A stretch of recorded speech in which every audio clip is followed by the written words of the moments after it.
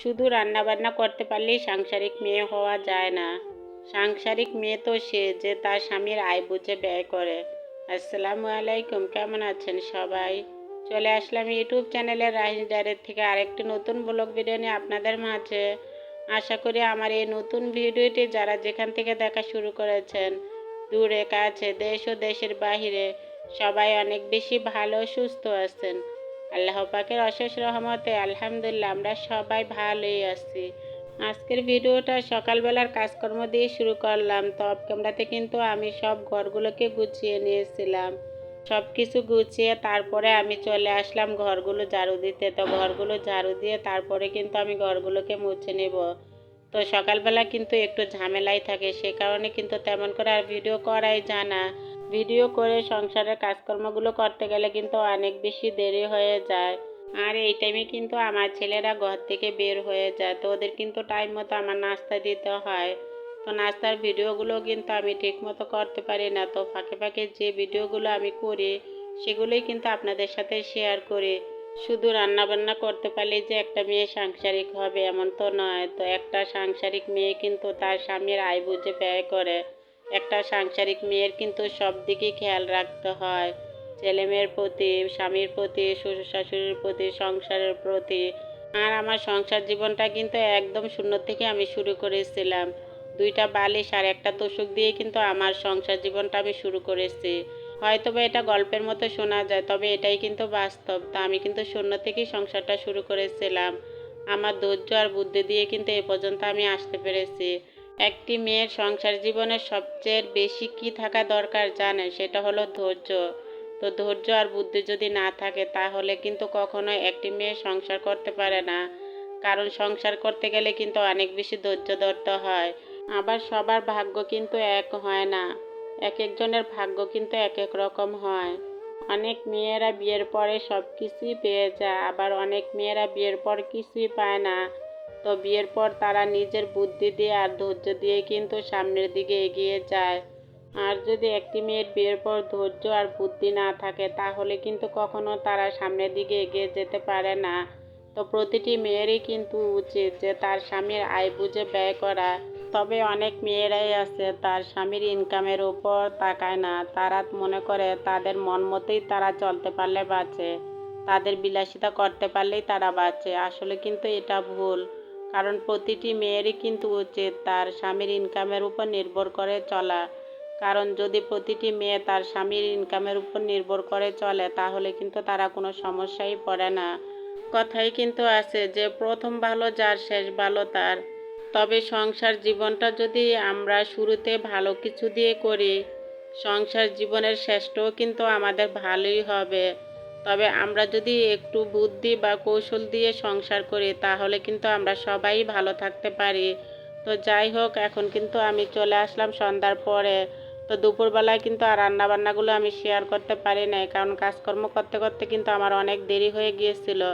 তো সন্ধ্যার পরে এখন রান্নাবান্না করব, সেগুলোই কিন্তু আমি আপনাদের সাথে শেয়ার করব। আর আপনাদের ভাইয়া কিন্তু সকালবেলা কিছু কাঁচা তরি তরকারি বাজার থেকে নিয়ে আসছিল, সেগুলো কিন্তু আমি এভাবেই ফ্রিজে রেখে দিয়েছিলাম। তো দুপুরবেলা যেহেতু অনেক কাজকর্ম করেছিলাম তো এগুলো কিন্তু আর কাটতে পারি নাই। আর এখন এগুলো কেটে তারপরে কিন্তু আমি রান্না করে নিব। তো ভিডিওটির এই পর্যায়ে এসে সে পুরনো কথাটাই আবার সবাইকে মনে করিয়ে দিতে চাই। যদি আপনারা কেউ আমার এই ভিডিওতে ছোট্ট একটি লাইক দিতে ভুলে যান তাহলে প্লিজ ছোট্ট একটি লাইক দিয়ে আমার ভিডিওটি কন্টিনিউ করে নেবেন। আপনাদের ছোট্ট একটি লাইক আপনাদের মতো আর অনেকের কাছে আমার ভিডিওটি পৌঁছাতে সাহায্য করবে। আর যদি আজকে আমার এই ভিডিওটিকে প্রথমবারের মতো দেখে থাকেন, দেখতে দেখতে যদি ভিডিওটির কোনো অংশ আপনাদের কাছে ভালোই লেগে যায় তাহলে আমার চ্যানেলের পাশে থেকে যেতে পারেন। পাশে থাকা বেল বাটন অপশনটা প্রেস করে নিতে পারেন। এতে করে আমি ভিডিও ছাড়া মাত্র আপনাদের কাছে পৌঁছে যাবে। আপনারা আপনাদের সময় সুযোগ করে আমার ভিডিওটি দেখে নিতে পারবেন। আর অলরেডি যারা যারা এই কাজগুলো করে ফেলেছেন তাদের সবাইকে জানাই অসংখ্য অসংখ্য ধন্যবাদ।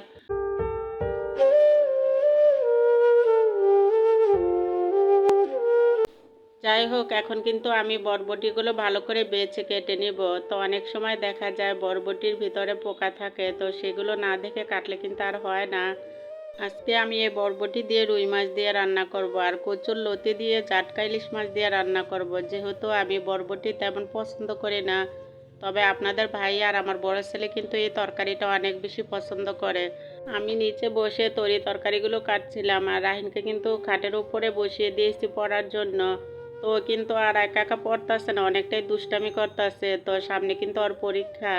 তো আমি এদিকে রান্না বান্না করব, ওদিকে কিন্তু আবার ওর পড়াও ধরবো। যেহেতু রাহিনের জন্য বাসায় কোনো টিচার রাখি নাই, তো আমারই কিন্তু ওকে পড়াতে হয়। অফ ক্যামেরাতে কিন্তু আমি বরবটির তরকারিটা বসিয়ে দিয়েছিলাম। তো কষানো কিন্তু তরকারিটা হয়ে গেছে। এখন কিন্তু ঝোলের জন্য আমি একটু পানি দিয়ে দিব। তো আলুগুলোও কিন্তু সিদ্ধ হয়ে গেছে। তো এই তরকারিটা কিন্তু আমি একদমই খাই না, যেহেতু আবার রুই মাছ দিয়ে রান্না করব।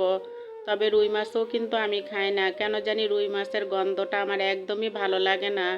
তো এখন কিন্তু আমি কয়েক পিস টমেটো ফালি দিয়ে দিলাম। তো টমেটো ফালিগুলো দিয়ে ভালো করে একটু নেড়ে চেড়ে দিব।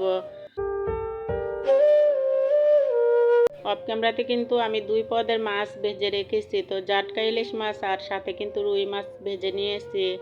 তবে লাইনের চুলাতে কিন্তু একদমই গ্যাস থাকে না। তো সিলিন্ডারে যেহেতু আমার এক চুলাতে রান্না করতে করতে কিন্তু অনেক বেশি দেরি হয়ে যায়। তো এক চুলাতেই কিন্তু আমি সন্ধ্যার থেকে রান্না করে নিচ্ছি।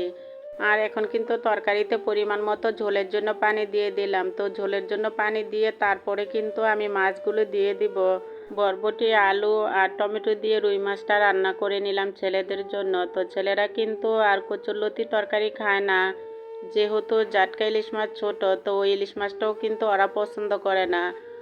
তবে ওরা যেটা পছন্দ করে খায় সেটা কিন্তু আর আমি খেতে পারি না। আর আমি যেটা পছন্দ করি সেটা কিন্তু আর আমার ছেলেরা খায় না।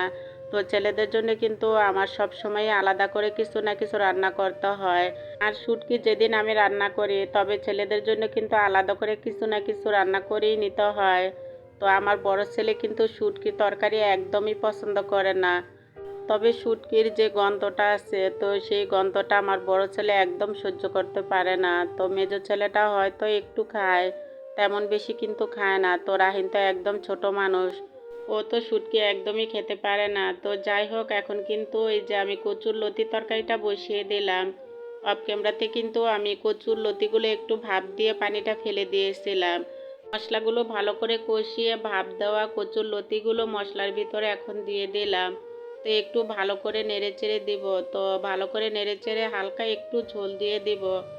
তবে কচুর লতির তরকারির ভিতরে কিন্তু ঝোল একদমই রাখা যায় না, ঝোলটা কিন্তু একদম মাখা মাখা রাখতে হয়। যদি কচুর লতি ঝোল সহ রান্না করে তাহলে কিন্তু সেটা আর খেতে একদমই ভালো লাগে না। আর কচুর লতির তরকারিটা কিন্তু আমার কাছে অনেক বেশি ভালো লাগে। তো আমি কিন্তু সব সময় কচুর লতি চিংড়ি মাছ, ইলিশ মাছ দিয়ে রান্না করি। তবে বেলে মাছ দিয়েও কিন্তু কচুরলতি রান্না করা যায়। তবে এখন কিন্তু আর তেমন আগের মতো খেতে পারি না। কচুরলতি খেলে কিন্তু আমার গ্যাস্ট্রিকটা অনেক বেশি বেড়ে যায়। তো আমার যেহেতু গ্যাস্ট্রিকের সমস্যা করে, আর সে কারণে কিন্তু কচুরলতিটা আমি তেমন বেশি খেতে পারি না। যখন রান্না করি একদমই অল্প করে রান্না করি, যেহেতু ছেলেরা একদম কচুরলতি খায় না। কচুরলতিগুলো কিন্তু সিদ্ধ হয়ে গেছে। তো এখন কিন্তু আমি ভেজে রাখা মাছগুলো দিয়ে দিলাম। তবে কচুরলতি তরকারিটা আমি আর আপনাদের ভাইয়াই কিন্তু শুধু খাই।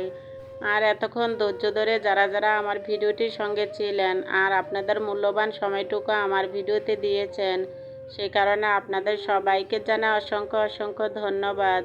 আজকের মতন কিন্তু ভিডিওটি এখান থেকে শেষ করব।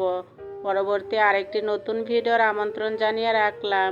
সেই পর্যন্ত আপনারা অনেক বেশি ভালো থাকবেন, অনেক বেশি সুস্থ থাকবেন। আর আপনাদের সুস্বাস্থ্যতা কামনা করে আজকের মতন এখান থেকে বিদায় নিব। তো আল্লাহ হাফেজ, আসসালামু আলাইকুম।